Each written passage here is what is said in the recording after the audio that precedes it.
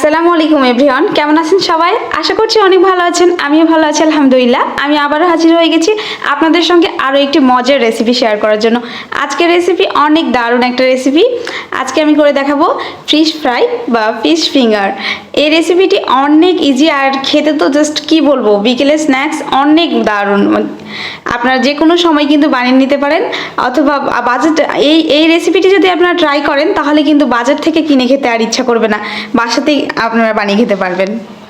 তাহলে দেখে নিন আমি কিভাবে করেছিলাম এই ফিশ ফ্রাই। আমি প্রথমে এখানে তেল দিয়ে দিয়েছি, তারপর দিয়েছি 6-7টা মতো কাঁচা লঙ্কা, আর দিয়েছি পেঁয়াজ কুচি, আর দিয়েছি গোটা জিরা। তারপর এটাকে একটু ভেজে নিয়েছি 1 মিনিট মতো। তারপর এখানে আমি দিয়ে দিয়েছি গরম মশলা। এখানে আমি আদা রসুন বাটা দিয়েছি আর গরম মশলা বাটা দিয়েছি। তারপর এটাকে আমি আরও কিছুক্ষণ কাঁচা গন্ধটা চলে যাওয়া পর্যন্ত ভেজে নেব।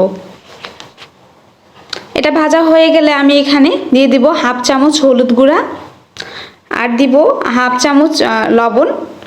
লবণটা আপনাদের টেস্ট অনুযায়ী দিবেন অবশ্যই।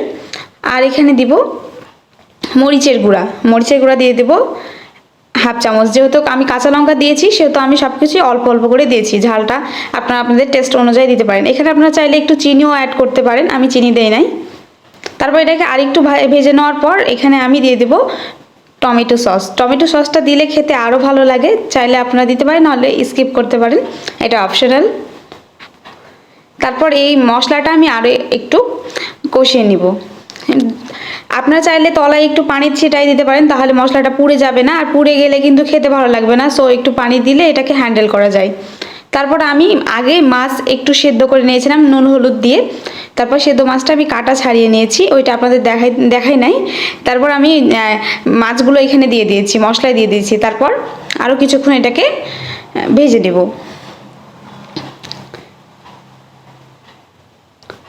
এটাকে আরও কিছুক্ষণ ভেজে নিতে হবে এভাবে।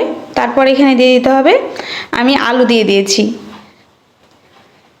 আমি কয়েকটা আলু এখানে ম্যাশ করে নিয়েছিলাম। তারপর এখন আলুটাও এখানে দিয়ে দিয়েছি। আলুটা দিলে আরও টেস্ট লাগে খেতে।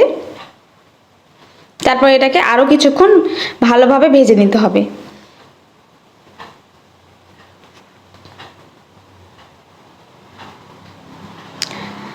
এই রেসিপিটি কিন্তু দারুণ, একদম অনেক ইজিতে করা যায়। এই যে দেখুন আমার এটা হয়ে গেছে। এখন এটাকে আমি ঠান্ডা করে নেব। তারপর আমি আপনাদেরকে দেখিয়ে দিচ্ছি আমি কিভাবে করেছিলাম এই ফিশ ফ্রাইগুলো, মানে কীরকম শেপে করেছিলাম। আমি আগেই অনেকগুলো মানে সবকটা বানিয়ে নিয়েছি, আপনাদের দেখার সুবিধার্থে আমি দেখিয়ে দিচ্ছি আমি কিভাবে করেছিলাম। প্রথমে হাত দিয়ে লম্বাটে শেপ করে নিয়েছি, ফিশ ফিঙ্গার করে নিয়েছি। আমি এখানে 3 রকমের করেছি, একটা চারকোনা, একটা হচ্ছে বড় সাইজের, আর একটা হচ্ছে রোলের মতো। এইভাবে আমি করে নিয়েছি সবকটা।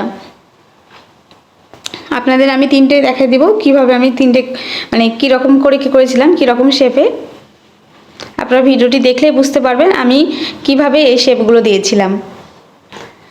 এই ফিশ ফ্রাইগুলো খেতে কিন্তু পুরোটাই রেস্টুরেন্টের মতো। আপনারা বাসাতে যদি বানান তাহলে কিন্তু বাসার লোকজন কিন্তু খেয়ে বুঝতেই পারবেন এটা আপনি বাসায় বানিয়েছেন নাকি আসলেই রেস্টুরেন্ট থেকে নিয়ে এসেছেন। তাই আর দেরি না করে অবশ্যই আপনাদের প্রিয়জনদের সারপ্রাইজ দিতে পারেন। এই যে দেখুন আমি এভাবেই কিন্তু সবকটা বানিয়ে নিয়েছিলাম। তারপর আমি এখানে 2টা ডিম নিয়ে নিয়েছি, আর একটু দিয়েছি লবণ। তারপর এটাকে ভালোভাবে ফেটিয়ে নিয়েছি। ফেটানো হয়ে গেলে এখন আমি এটাকে ফিশ ফ্রাইগুলোকে কোট করে নেব। তাই আগে ডিমের মধ্যে দিয়ে দিয়েছি, তারপর এখন ব্রেড ক্রাম্বসের ভিতরে দিয়ে দেব এটাকে। তারপর ভালোভাবে ব্রেড ক্রাম্বসে এটাকে কোট করে নেব। আমি কিন্তু 2বার এটা করব, 2বার দিলে বেশি ভালো হয়। আবারও দিয়ে দিতে হবে ডিমের, তারপর আবারও ব্রেড ক্রাম্বসে দিয়ে দিতে হবে, তাহলে এটা 2 সাইডটা ভালোভাবে কোটিং হবে আর খেতে আরও মুচমুচে হয়। ব্রেড ক্রাম্বস দিয়ে এটা বানালে অনেক মুচমুচে হয়, খেতে অনেক মজা হয়। এভাবে আমি সব কয়টা তৈরি করে নিয়েছিলাম, 2বার করে কোটিং করে নিয়েছি।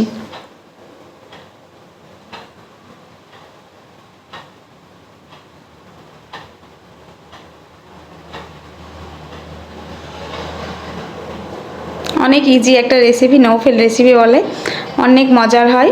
এই যে দেখুন আমার সবকটা ফিশ ফ্রাই হয়ে গেছে। এখন আমি এগুলোকে ভেজে নিব। এই জন্য আমি চুলায় একটা প্যান বসায় দিয়েছি আর দিয়ে দিয়েছি পরিমাণ মতো সয়াবিন তেল। তেলটা একটু গরম হলে দিয়ে দিতে হবে ফিশ ফ্রাইগুলো। আমি কিন্তু এটাকে মাঝারি আঁচে বেশ কিছুক্ষণ ধরে ভেজে নেব। যে কোনো কিছু যদি আপনার ফ্রাই করেন তাহলে অবশ্যই মিডিয়াম আঁচে এগুলোকে ফ্রাই করে নিতে হবে, কারণ মিডিয়াম আঁচে ফ্রাই করলে ফ্রাইটা অনেক বেশি সুন্দর হয়, মুচমুচে হয়। এভাবে আমি 8-9 মিনিট ধরে এগুলোকে মুচমুচে করে ভেজে নিয়েছি। আর অবশ্যই 2 মিনিট পর উল্টে দিতে হবে যেন পুড়ে না যায়, আর নেড়ে চেড়ে উল্টে দিয়ে দুই পাশটাই ভালোভাবে ভেজে নিতে হবে। এই যে আমার ভাজা হয়ে গেছে, এখন আমি একটা ছান্তি দিয়ে এটাকে তুলে নেব। দেখুন কতটা সুন্দর লাগছে, দেখে দেখে যেরকম সুন্দর লাগছে খেতেও কিন্তু জাস্ট ওয়াও, কি বলবো, অনেক মজার হয়েছিল। আমি আজকে ফার্স্ট টাইম এই ফিশ ফ্রাইটা বানিয়েছিলাম। আমি কি বলবো, অনেক মজার হয়েছে, বাসার সবাই খুব পছন্দ করেছে। দেখুন আমি একটা প্লেটে এটাকে সার্ভ করে নিয়েছি। কতটা সুন্দর আর লোভনীয় লাগছে দেখেই নিশ্চয়ই বুঝতে পারতেছেন। না খেলে কিন্তু বুঝবেন না এর স্বাদ কতটা। তাহলে আর দেরি না করে অবশ্যই এটাকে বানিয়ে দেখবেন। কে কে বানিয়েছিলেন আমাকে অবশ্যই কমেন্ট করে জানাবেন। আর অনেক মুচমুচে, একদম পুরোটাই দোকানের মতো হয়, আর খেতেও জাস্ট ওয়াও। বাচ্চারা অনেক পছন্দ করে, বাসার সবাই আপনারা অনেক প্রশংসা করবে। এই রেসিপিটি আপনারা অবশ্যই ট্রাই করবেন। ভিডিওটি ভালো লাগলে অবশ্যই লাইক কমেন্ট করবেন আর বেশি বেশি শেয়ার করবেন। আমার পেজে নতুন হলে অবশ্যই আমাকে ফলো করতে ভুলবেন না। আমার পরবর্তী ভিডিও পেতে আমার চ্যানেলে চোখ রাখুন। আশা করছি সবাই সুস্থ থাকবেন, ভালো থাকবেন। আল্লাহ হাফেজ।